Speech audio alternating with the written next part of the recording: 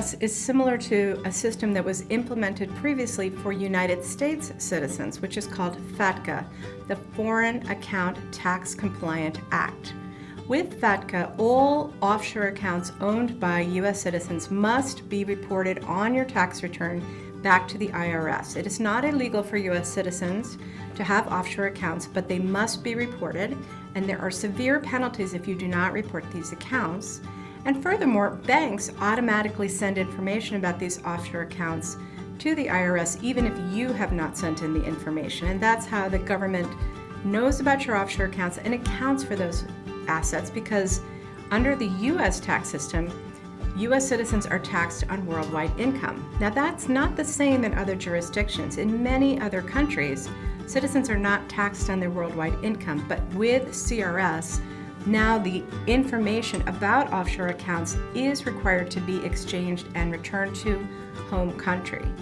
Perhaps the goal in the future for some governments will be to tax these offshore assets, but their first goal is to find the offshore assets and understand where their citizens are holding money outside of their home country.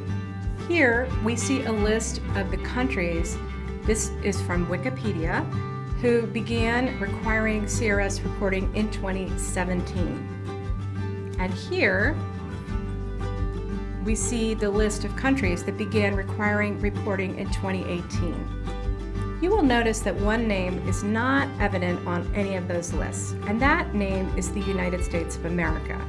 And the reason for that is the United States of America is not participating in the common reporting standards. That means if citizens who have an offshore account, let's say in Singapore, close that account and move that money to the United States of America, which is completely legal, you are allowed to move your assets, the U.S. will not be automatically exchanging information between U.S. accounts and other governments at this time.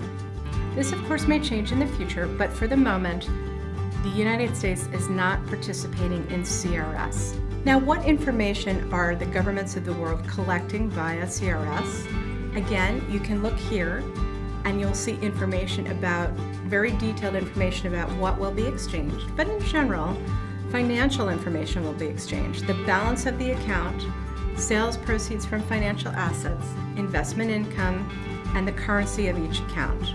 This contrasts with FATCA. So for example, with FATCA, only the income from foreign assets is reported. With CRS, the assets are reported as well.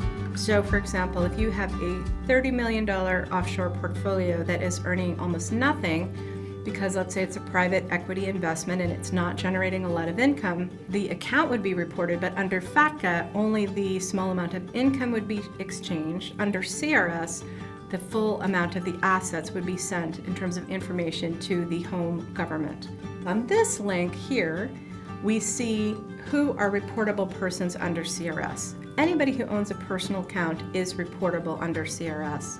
More interestingly, trusts are reportable, and many layers of information about trusts are required. There's a tremendous amount of effort to look through trusts to see the underlying owners of the trust protectors, trust beneficiaries, potentially contingent beneficiaries. So it's still an evolving field. CRS is brand new and it will evolve over the next few years, but in general, setting up an offshore trust does not protect the identity of the underlying ownership of the trust for CRS purposes.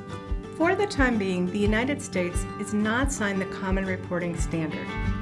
The United States at this time is concerned with the intrusive level of information gathering and is worried about the ability of some countries to protect the confidential information that is being exchanged. In other words, some countries may not be able to protect the privacy of this information, and indeed I have heard from some clients in some countries that workers in the tax authorities are selling information about wealthy families out to kidnappers and things of this nature. So there's a deep concern about the ability of the world to actually protect this information and keep it within governmental walls. And for this reason, at the moment, the U.S. has not signed Common Reporting Standard. That means that if you move your assets from a reporting jurisdiction to the United States, at this time they will not be reported back to your home country via CRS.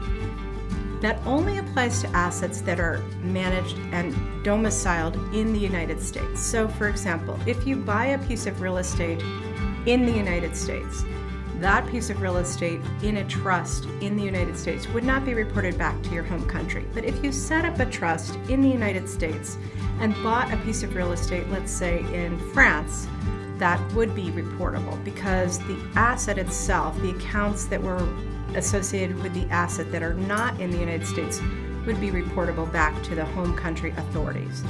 So in order for there to be no CRS reporting, you must have both the assets and the trust vehicle in the United States.